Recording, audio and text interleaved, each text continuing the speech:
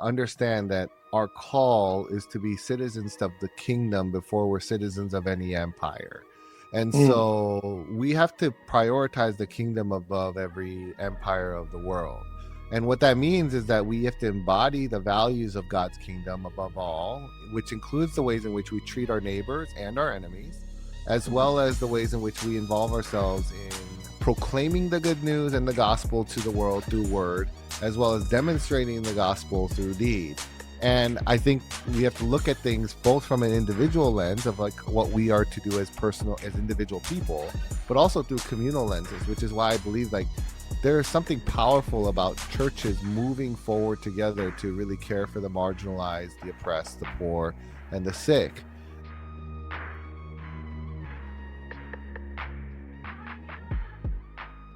What's up, everybody? This is your boy DK Hammonds, and I have Pastor Raymond Chang. He's not just a preacher, but he's a prophetic voice in a divided world. President of the Asian American Christian Collaborative, as well as the executive director at 10 by 10, here with us today. He's lived in 5 continents, worked in business, nonprofits, churches. Y'all give it up for Pastor Raymond Chang. We're so glad that you're here, my friend and brother. Thank you for coming by, man. How you feeling today? I feel great with the solo applause. So that's the first. And appreciate the warm and friendly welcome. Yeah, man. Yeah, man. So some of our audience may not be familiar with your work. Kind of walk us through what it is that you do, how you do it, and how you impact discipleship in the world that we live in now. Yeah, so I mean, I've worked in and out of the church, Of course. and grew up in the church all my life. The church has been, essential for my life and my being, and at the same time, the church has always kind of been the place of my greatest joys and my greatest pains. I've experienced so much tension and conflict. I've seen so many churches split. I've seen so many good relationships go sour and so on and so forth. And at the same time, I don't lose hope for it. And so really grateful to my ancestors for being of the faith and continuing the faith. I'm 8th generation Christian, which is a really significant thing for a Korean American. And then I started the Asian American Christian Collaborative about 5 years ago as the pandemic COVID-19 virus was impacting the world, and there was a rise in anti-Asian sentiments and prejudice. And so we mobilized to address the kind of the growing racial animosities, and then also work at Fuller Seminary as an executive in the 10 by 10 collaboration. Yeah, man. Yeah, man. So you are no stranger to tension and life and these heavy conversations. But for those of y'all who don't know, he has this nice t-shirt on. That tell me, let's start there. Tell me about this t-shirt and tell me what does it say to you, bro? Yeah, this is my favorite shirt to wear like out in public because people just don't know what to do with it. It says Asian American Christians for Black Lives and Dignity. And it's a church that we printed, during our initial march after George Floyd was murdered. Yes. And so we wanted to show up in solidarity with the African American community, but all of humanity, because what happens to one of us happens to all of us.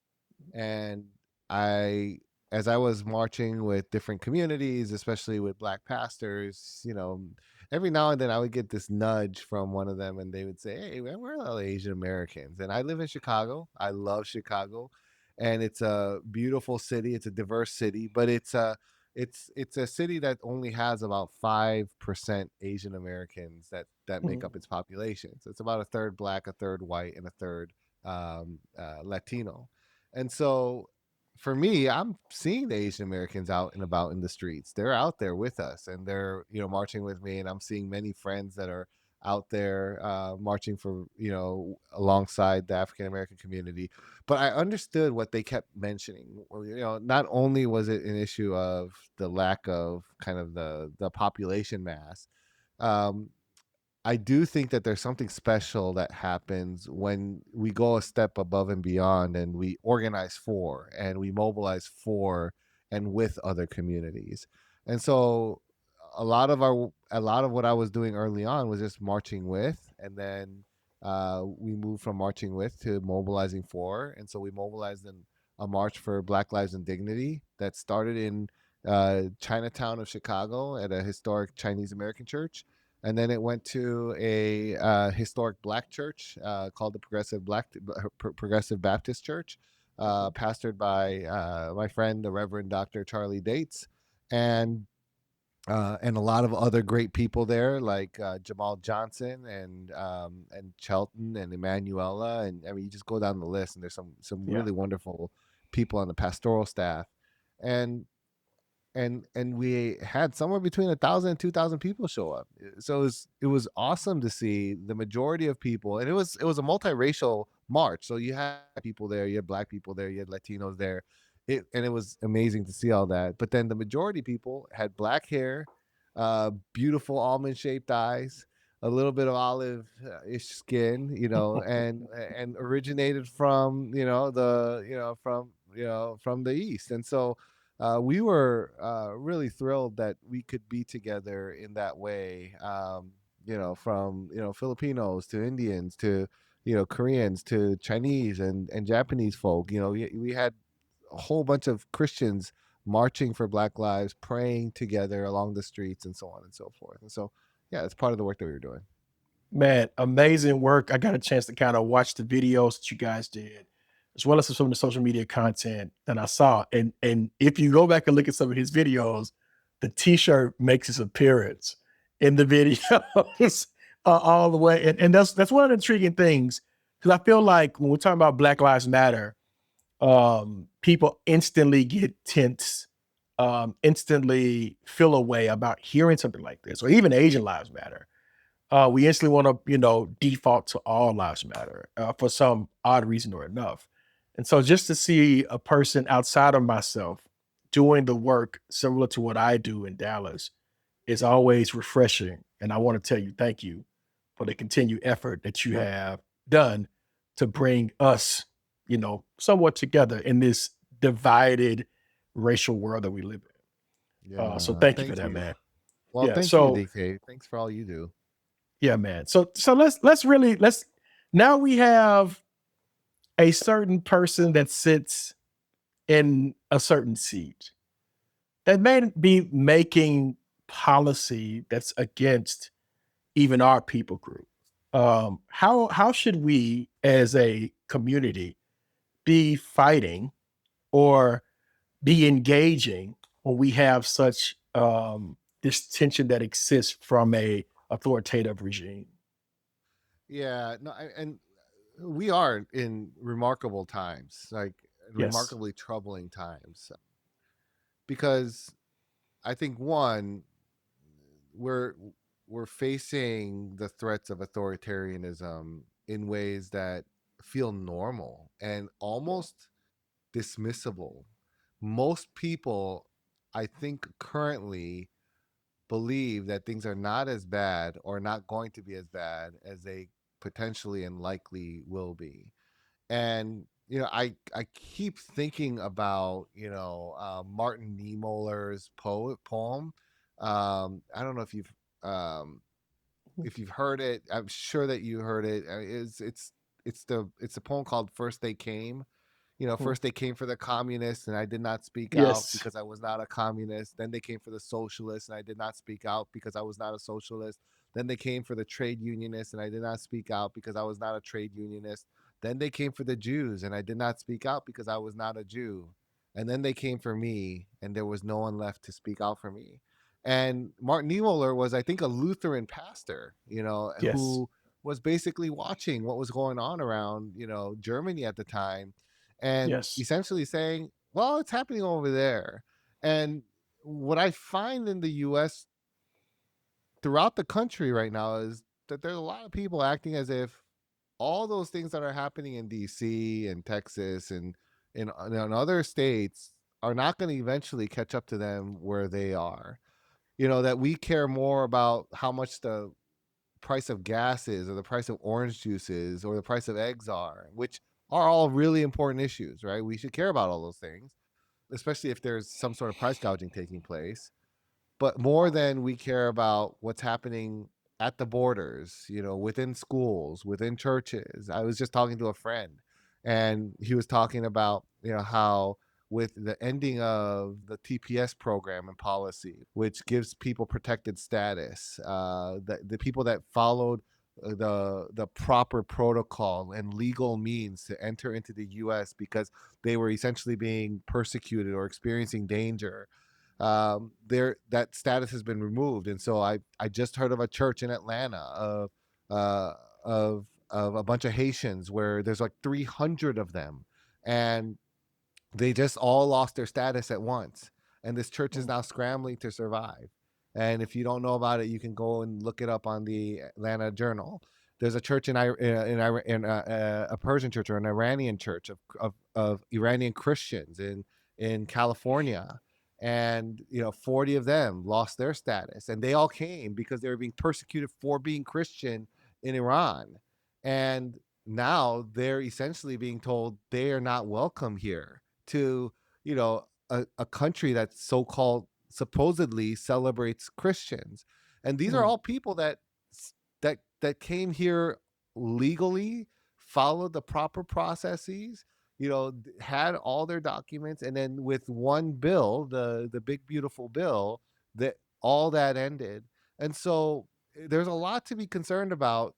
And these are not just them. I'm hearing stories all over the country. I Yeah. hear stories of people that are trying to figure out what to do with their undocumented congregants, who came here as refugees, and are trying to figure out how do they make a life for themselves with people that are afraid that their dreamer statuses are going to be removed, and so on and so forth. So there's just a lot of things It to be is. worried about, and there's a lot of stuff that the church can kind of get involved in. Yeah. Definitely a lot of things to be worried about, especially when you live in the great state of Texas, where our democratic people appointed, voted by the people, have had to take refuge in the great state of Chicago.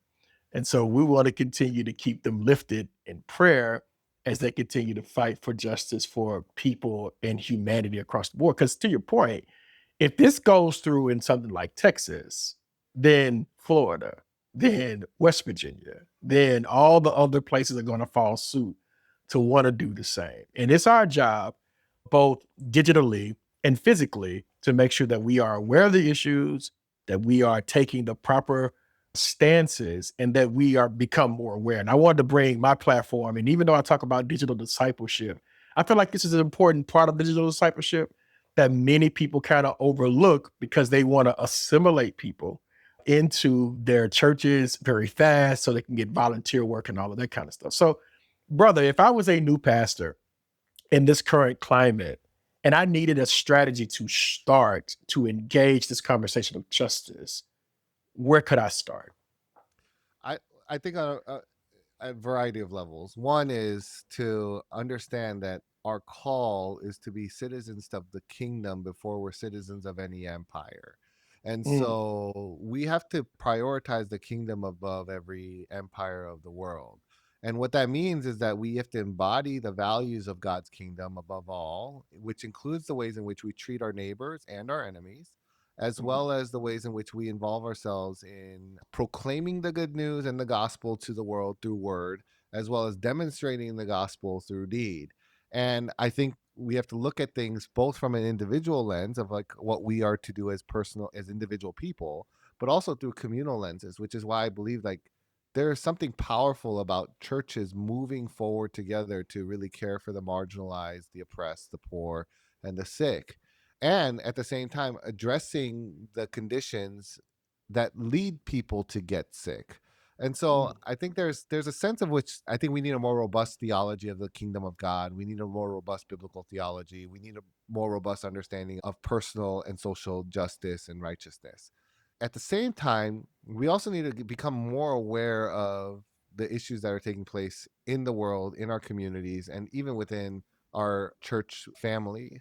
There's so much that happens that people aren't familiar with, and as pastors you can't know everything, but you should know enough to have a pulse of where the Spirit of God might be calling the whole church to engage in. Because when the world looks at the church, they see a church that's either hyper polarized and has been co-opted and corrupted by partisan politics, or they see a church that's basically apathetic. And so we as Christians know that there is no solution that is fully kingdom either on the Democratic or the Republican side. Sadly, there does seem to be a sentiment, and a false sentiment, that a lot of people believe that if you are a Republican, you are a Christian, and if you're a Christian, you have to be a Republican. Nowhere in the Bible do we see that Jesus endorses a donkey or an elephant. Jesus is the Lamb of God. And so we have to make sure that, we are kind of emulating the Lamb first. In addition to the awareness stuff, I think, there's a capacity issue. A lot of pastors are busy, they're tired, they have a lot going on. In addition to being kind of deeply rooted in the word, and there's so much in the Bible itself where if you just preach from the scriptures, it will have something substantial and meaningful to say to the issues of our day, whether it's a social issue or a political issue or some other thing that's going on in the world, or an ethical issue. Mm. If you are not an expert in it and you don't have the time to become an expert, there are people in your community that you can probably tap into expertise for. Appoint a committee, appoint a task force to say, okay, where does our Christian witness lead us on these issues? Where does our discipleship call us to become more informed, and at least give our members and the family of God that's meeting within our local context something significant and substantial to hold on to, so that they grow in awareness, so that they're not ignoring what's happening on the other side of the tracks, on the other side of the border, or even in different parts of the country. Because again, we are all intricately woven in the same fabric through the same thread as people made in the image of God. And we do care as Christians about what happens to all those, especially the most vulnerable. Use that task force and committee to inform you in your preaching, to inform you in your justice efforts, your mercy efforts within the church community, and to figure out how you can mobilize as a result. Sharing stuff on social media is always helpful. If you find something helpful as a media clip, always share that. If you find something helpful as a long form, digital content, share that. If you find an article helpful, share that. There's so much out there that you can now share. And thanks to, Google and ChatGPT, like there's really no excuse for you having and being able to find an answer to a question. Now, of course, you still have to use discernment. We have an information crisis and a discernment crisis when it comes to Oh, all the information out there, where people are buying into all sorts of falsehoods and conspiracy theories. But beyond that, I would say we need to not be afraid of doing the actual work of discipleship and calling people to understand what it means to follow Jesus in a broken, polarized, divided world where everyone is calling for our affections, from the Democratic Party to the Republican Party to all those who are kind of hoarding their wealth in a variety of ways and not practicing the type of generosity that you see modeled in the kingdom, and live a more compelling and beautiful witness in light of that.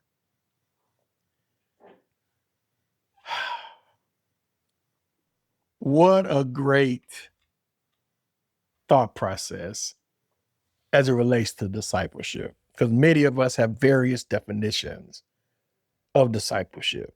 And I think people get it confused with assimilation. People get it confused with all of the processes. But I love your justice lens as it relates to how you're approaching discipleship and how that's so critical. So here's a question for you. Can a pastor, a leader with prosperity movements and the rise and fall of personality driven ministry, can a pastor in those spaces be both pastoral and prophetic, in your opinion? I think you have to be, right? You have to be both pastoral and prophetic. The threefold kind of office of Christ was prophet, priest, and king. And I don't know of any pastor that can avoid kind of having all three of those things reflected in their ministry. What's challenging today is that the prophetic ministry for a large segment, especially of the white church, has been missing. And so there's plenty of it within the black church, but even the black church can sometimes deviate from it because it drinks a little bit too much of the white Kool-Aid. And the same is true for Asian American and Latino churches. And it's not about like individual white people that we're talking about. It's about this ideological commitment to from not seeing race as a real feature of life in America and faith in America to outright, racism and white supremacy, which are real forces that still operate. And if you don't believe that, all you have to do is look at some of the marches that are to unite the right or seeking to exterminate Jews or seeking to go against diversity efforts or seeking to call issues of justice, like woke, some sort of woke agenda, and the misappropriation of the word and Awoke. terminology of woke, Yes. which if you know anything about black history and the black community, it was simply calling black people to stay aware of what's going on around them.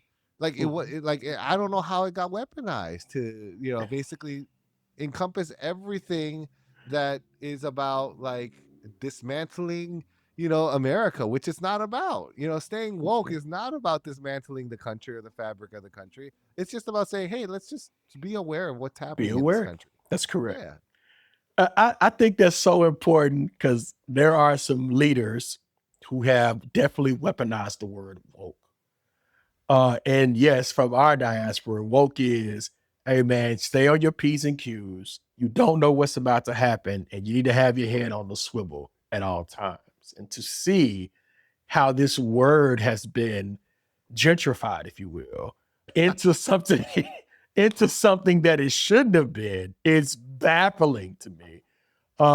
It's almost a loss for words because you see woke or you see this other terminology, snowflakes, that they bring up all the time. You just like those two things just doesn't meet the criteria that you guys are trying to reach for. And I get where you're trying to go, and it's still kind of not hitting. And so I appreciate that thought, brother. So let's continue on this path, man, because you've answered a lot of the questions just in your thought process, and I appreciate that. What moment made you realize discipleship had to be race conscious? Yeah. I mean, I think the moment where I realized that it wasn't just about converting an individual heart. Mm, And so I always thought, because I grew up in the evangelical tradition where individualism is key and king, and there's no such things as systems and structures, and systemic and structural sin doesn't really exist. And if you think it does, then you become some sort of like compromised Christian. I realize that a lot of that is a result of Christians not knowing how not to be in control. mm, Like it's mm, so much easier to be in control if you can isolate an individual, focus on the individual, and then either press pass or reject on them. You can either kind of form them into the image that you think that they need to be, or the image that even God wants them to be, or dismiss them because they don't fit the mold. mm, And I just realized that type of manufactured discipleship that only focuses on the individual is so anemic and it's so inadequate because as I was interacting with people from different groups, it's not hard to come to the realization that some people are just ignorant and have the privilege of being ignorant about the woes that other groups and other people have to deal with on a regular basis, and then end up perpetuating some of the problems that emerge against those groups simply because they have the luxury of being ignorant.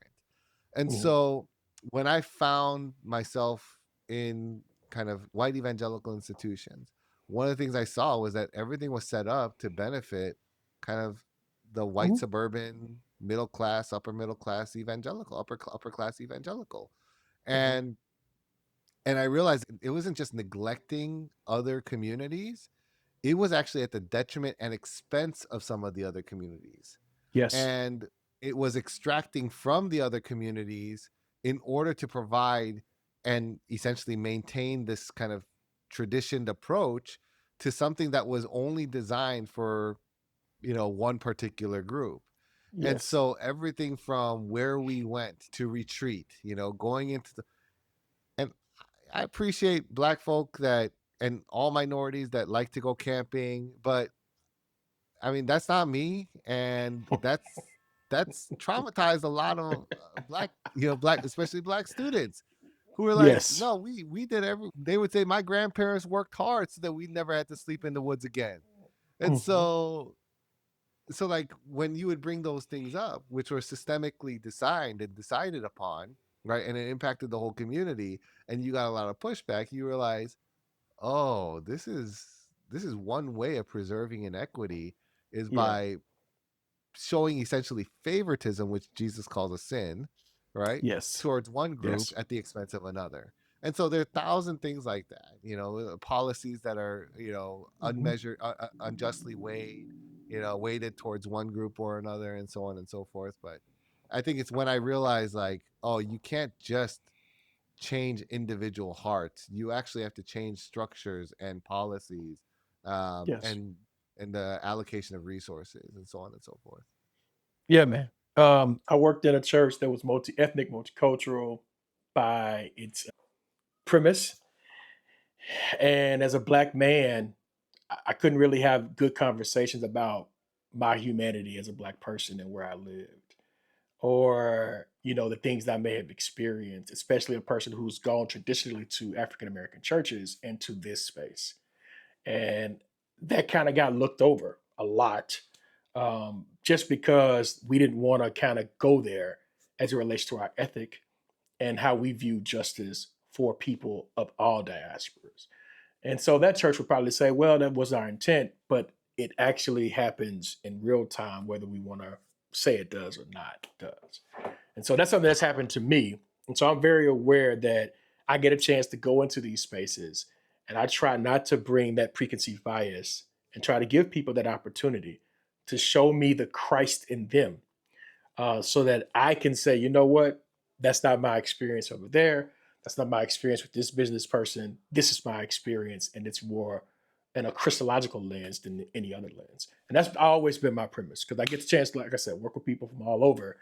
And as I show up in these spaces, it's difficult for a lot of them to receive somebody like me with the intelligence that I have that can add to what they're doing all the time. So thank you for that, brother. As we wrap up, because I only want to do it for a few more minutes and give you back more of your time. First of all, where can people find you via social and how can they engage your work once they end this conversation? Yeah, I mean, and to your point, I just want to say, like, I wish that what you shared was not so common, right? That's the hard Yeah, part. yeah, That, the multi-ethnic church movement of the 90s, and this goes to your question about, like, why do we need race conscious discipleship. yes, The multi-ethnic church movement, the reason it essentially failed, in the sense of, like, not like just moving towards, oh, there's more multi-ethnic diverse churches, because we're also seeing, like, a lot of decline away from churches and hmm, disaffiliation from churches.